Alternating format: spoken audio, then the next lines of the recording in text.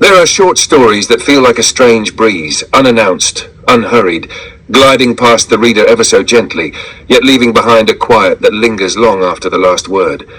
Not because the language dazzles, but because the sorrow in the story doesn't cry out, it only breathes.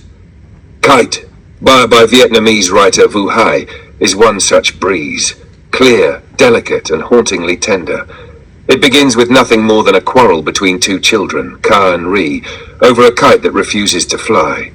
But under Vũ Hai's pen, behind that frayed string, is a whole fragile world trying to hold on to its dreams. From the torn kite to the newly bought line, from Ri's teary glance to Ka's awkward embrace, every moment carries a love that is both innocent and aching, like the last rays of sunlight falling on a weathered wall. Vũ Hai's short fiction asks for no dramatic plot, no twists, no crashing waves of climax. Just a single quiet cut across ordinary life, and that is enough to stop the reader in their tracks, reflecting in silence. She builds no grand tragedies. Instead, her characters exist within the quiet ruins of real human imperfection. A mother who works late into the night, an uncle lost in mental illness, a childhood dream that keeps unraveling in the wind. In Kite, the kite is not merely a child's toy. It becomes a metaphor for the yearning to rise above the tethers of one's fate. When Ka and Ri pull the string together, their tiny dream finally finds a sheltering hand, a friendship like a favorable wind. And when the kite finally soars, we realize the miracle wasn't in the wind, but in the hearts that dared to hold on.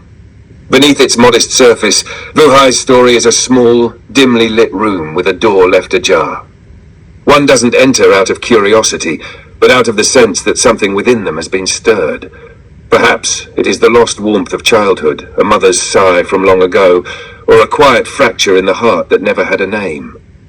Kite does not shatter the reader. It hushes them. It doesn't jolt with shock, but unsettles with a glance. It does not draw tears for what is lost, but moves with a quiet kindness that often goes unnoticed in a world too quick to judge. Amid the noise of modern storytelling, Vũ Hai's short fiction is like a still nocturne, low, deep, but never weak. It is a whisper for those who have known brokenness, those who have brushed past loneliness, those who once wished to fly, even just once in a gentle wind with a kite not yet whole. Kite. Ka was growing irritated. He shoved at Ri, trying to push him away from where they sat. "If you keep tugging like that, the string's gonna snap. The kite'll be gone. Idiot. You're the idiot. Look at Hui and his gang over there. If you don't pull hard, how's the kite supposed to lift?" And so the two of them went back and forth, voices rising like the wind they hoped for. They even stood up, on the verge of a scuffle, each calling the other names. The kite dipped and fluttered, then faltered, and finally fell to the ground. Frustrated, Ka knelt down, detached his fishing line spool from the kite's spine, wound the string back in, and grumbled, "Fine, I'm taking my line. That's your kite. You keep it." Ri refused to back down. "Who cares? I'm done too. Been tugging all day and it still won't fly." Both boys plopped down in the dust. Above them the sky stretched out, wide, blue, endless, and the late afternoon breeze still danced through it. Huai's kite soared high, fluttering with ease, rising ever farther into that soft floating world of white clouds and distant dreams. The two of them stared upward, longing. Ka muttered again, "If you don't listen to me tomorrow, I'm done being your friend." Ri fired back, "Why don't you ask Huai's gang how they get their kite up so high? You think I want the string to snap? That kite, my grandma helped me glue it, colored paper and all. Took me forever to make." "Yeah, well, I'm scared too. If you yank too hard and the string breaks, you'll lose the kite." "Whatever, let's go. I'm not in the mood anymore." And so they wandered home together, side by side through the dusty alleyways of their small, working-class neighborhood. As the sun dipped lower, their anger melted like shadows at dusk.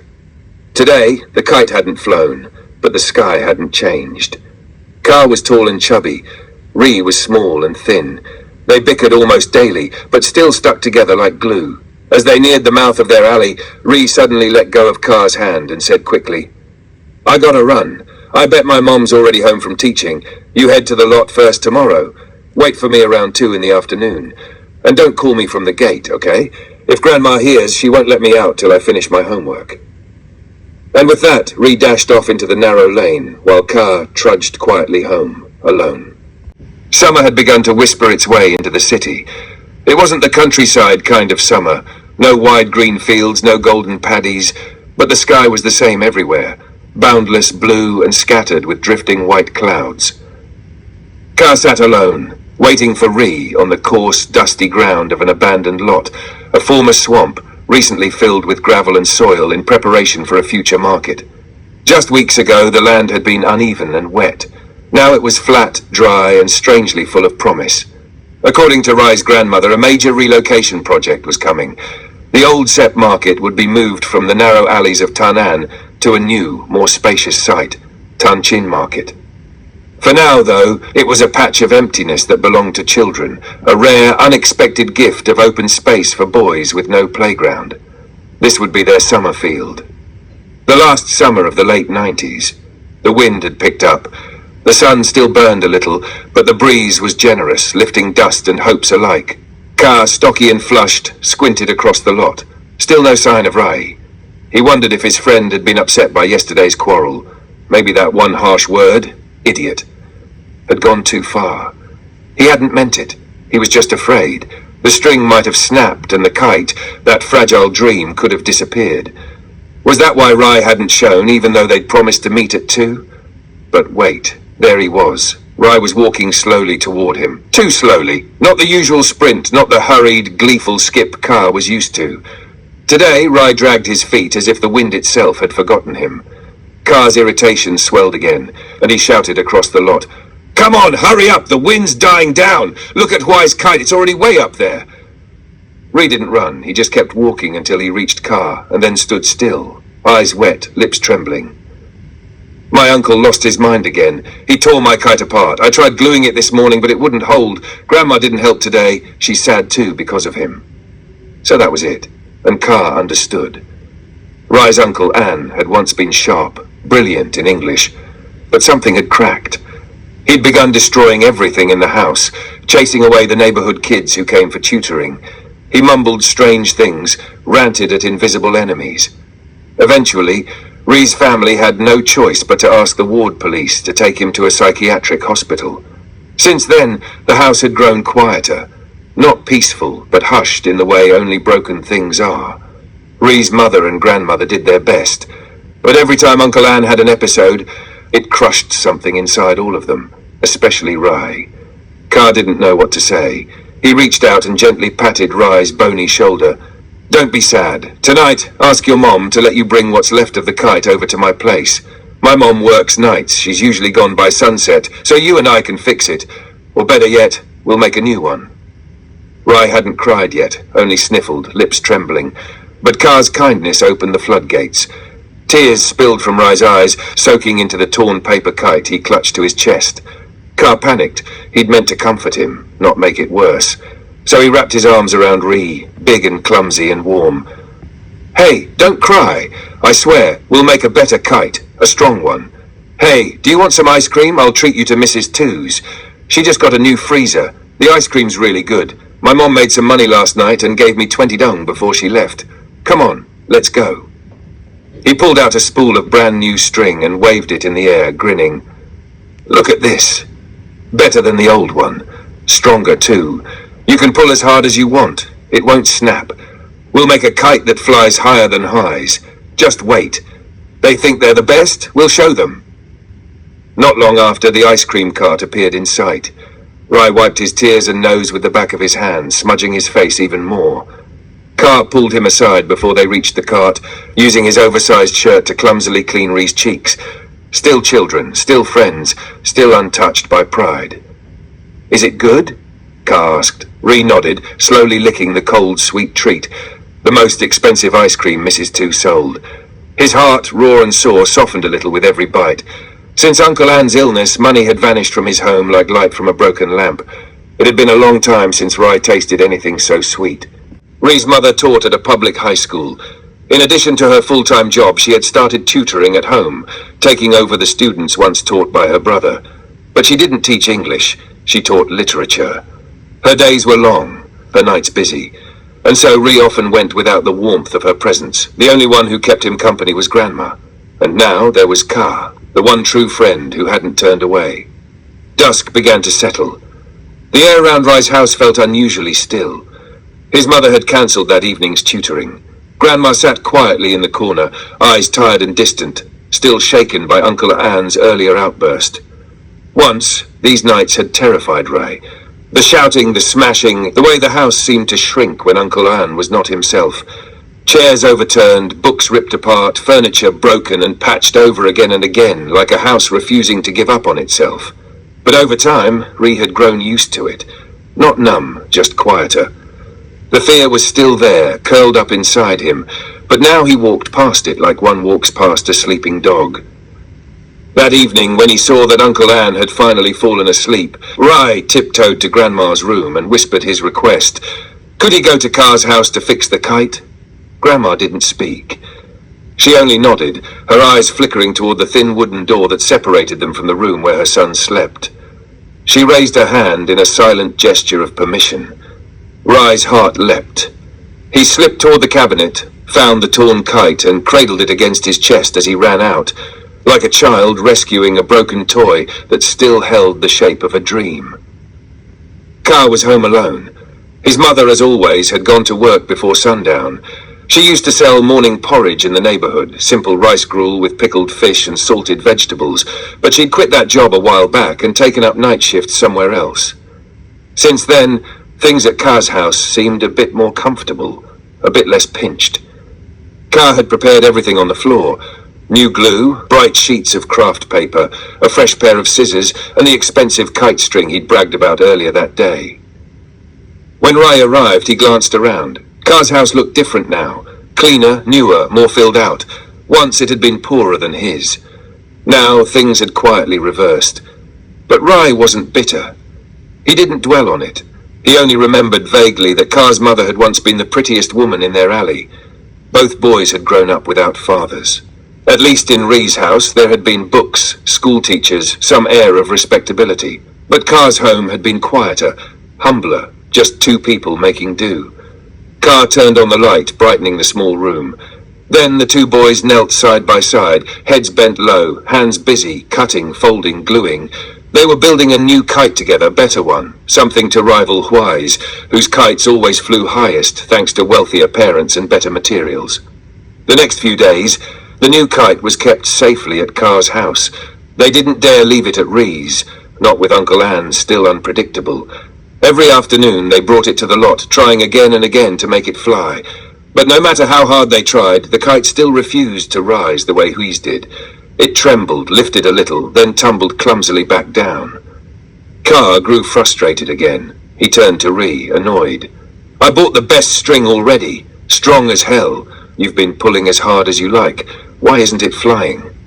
Snatching the kite from Ree's hands, Ka began to run in circles, shouting over his shoulder, Watch Huai's gang! You've got to pull 3 times, slow and steady, then on the 4th tug, pull hard and fast. That's how you get the lift. He sounded confident, full of borrowed wisdom. But even when he did exactly what he'd described, the kite barely lifted before nose-diving into the dirt again. Embarrassed, Ka quickly wound the string and muttered, Maybe the wind's just weak today. Let's put it away. Want to go kick a ball instead? My mom just bought me a new one. It's awesome. So they trudged home once more, this time without success. Ree, curious, asked, But soccer needs teams. It's just the 2 of us. How are we going to play? Ka didn't answer.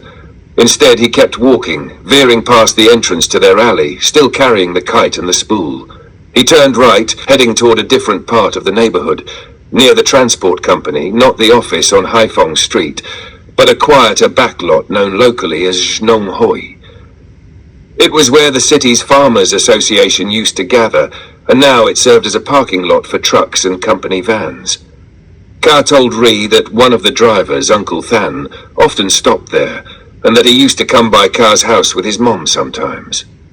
He once saw me making a kite and said he used to be the best kite flyer in his hometown, Ka explained, a real champ. They had no idea whether Uncle Than would actually be there, but Ka insisted on waiting. He might come, Ka said. He might show us how to do it right. So they sat, and they waited, but the lot remained quiet, empty of answers. Hey Ree, Car asked suddenly, do you want to be rich? If you had money, what would you do? Rai paused.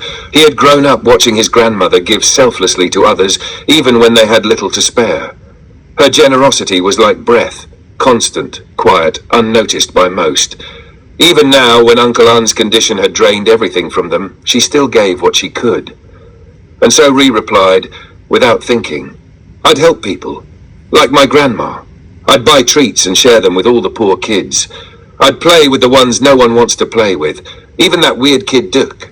I'd give him money and find a way to make sure no one leaves him out, like how you don't leave me out. Ree's words tumbled out, rushed, honest, raw. They were more than answers. They were pieces of his heart he hadn't shown before. Twilight was falling.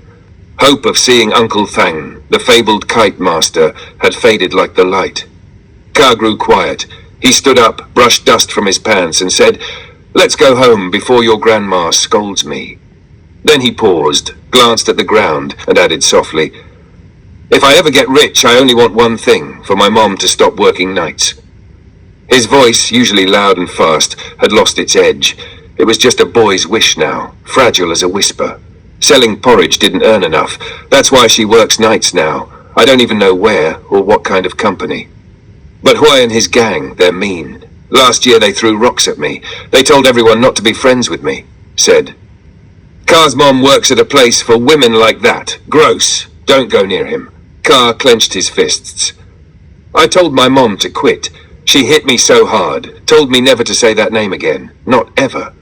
Ree didn't understand what women like that meant, but he understood enough to know why the other boys avoided Ka. And he knew too well what it felt like to be left out, just because someone in your family is different.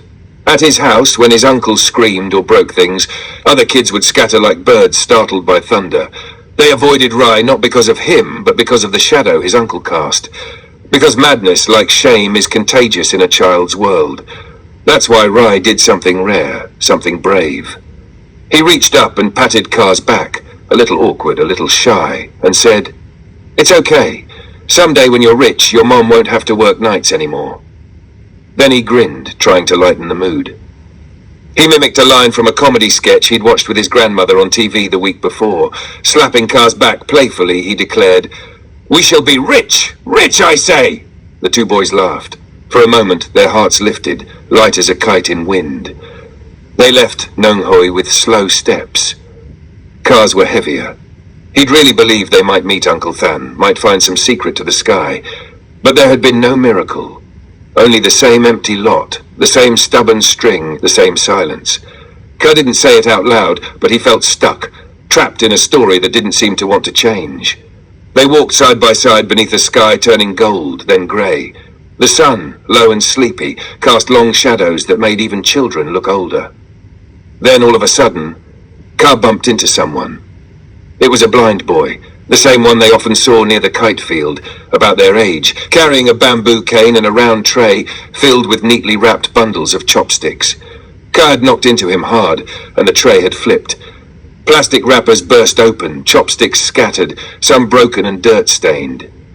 For a moment, no one moved. Then Ree dropped to his knees and began gathering the fallen bundles. He called out to Ka, Hey, do you have any money left? Let me borrow some. I'll buy a few packs from him, make up for the ones we ruined. I'll pay you back. I promise, when we get to my place.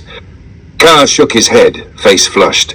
No, I spent it all on paper, glue, scissors, the string too. Everything for the kite. Ree didn't miss a beat. His voice was calm but certain. Then let's take him home. Our place isn't far. I'll ask Grandma to buy some. We have to. We broke his things. It's only right. It was Sunday, the last day of tutoring at Ree's house before summer break began in earnest. The air felt softer that morning. Uncle Anne had slept through the night without incident. Grandma had gone to the market. His mother was preparing for class, tidying the living room and setting out books for her final group of students. Ree woke late. He wandered into the kitchen, searching for something to eat, when he caught sight of Ka standing just outside the gate. He dropped his half-finished bowl of cold rice and rushed out. Ka stood there, cradling two things in his arms, the kite and a new soccer ball, the one he'd mentioned earlier, the gift from his mother. But it's still morning, Ree said. There's no wind. We can't fly the kite yet, and playing soccer needs more people. Hui and his gang won't play with us. Who else is there? Ka didn't answer directly. Doesn't matter. Just come with me. Mom's not home. She's been working since last night and hasn't come back yet. I'm bored. Rai hesitated, glanced back into the house. A few students had already arrived. His mother was bustling around, pouring tea, greeting them. It was the perfect moment. He darted out the door and followed Ka, barefoot and grinning. They took a shortcut to the open lot, the way they always did. They sat in the same dusty spot, watching the empty sky. Ka said, "When Hui and his gang show up, you go over and talk to them. Be friendly. Ask them, like you're curious, how they get their kites so high. Just pretend you're not with me." Ree looked confused. "Pretend I'm not your friend? Just for a little bit. Play along. If they think you're close to me, they won't tell you anything. You have to act like you're with them." Ree nodded slowly. He understood, even if he didn't like it. They waited. Time passed. The sun rose higher. Ree's stomach growled. Ka reached into his pocket and pulled out a small package, mung bean cake wrapped in clear plastic. "Here, you eat it. I'm not hungry. Mom's not home. She usually sleeps when she gets back anyway. I don't feel like eating." Ree took the cake, eating slowly. Even that small act felt like a kind of warmth. Afternoon came. The wind began to stir. Soft at first, then stronger. It swept across the lot, rustling dry grass, lifting bits of paper and hopes. Ka and Ree felt it too, that sudden shift in the air, that chance for something to rise. And then, Hui and his gang arrived. Ree's heart beat faster. He remembered Ka's plan. He was supposed to walk over, act casual, ask about the kite, but something held him back. A memory, sharp and stinging.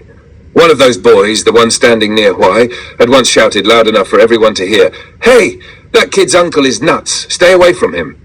It had stung then. It still stung now. Ree turned to Ka. "I can't. I don't want to talk to them. I don't like them. Let's just try again. You and me."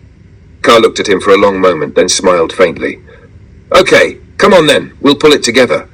He knelt, the big round curve of his back hunching low. Rai stood behind, resting one hand on Ka's shoulder. Then both their hands met at the string, small and large fingers tangled in shared hope. 3 gentle pulls. On the 4th, a sharp tug. The kite caught the wind. It hesitated, then lifted, slow at first, then faster, stronger. It spun once, steadying itself, then rose high, finally free. Above them, the sky was still that endless summer blue. The sun glowed golden. The wind hummed its soft approval. The kite, patched, imperfect, but real, climbed higher and higher, carrying with it the weight of everything the boys could not say. Far across the lot, Hai and his gang paused, heads tilted skyward. "Hey," one of them said, "Ka's kite, it's flying. Look at it go, it's beautiful." Even Hui had to admit it. The reds and blues still shimmered, even from far below. "Wow," Hui breathed, "that's amazing." And just like that, laughter drifted through the wind. Boys on both sides of the lot, once strangers, once rivals, now shared a single sky. They didn't need to speak. The kite said everything.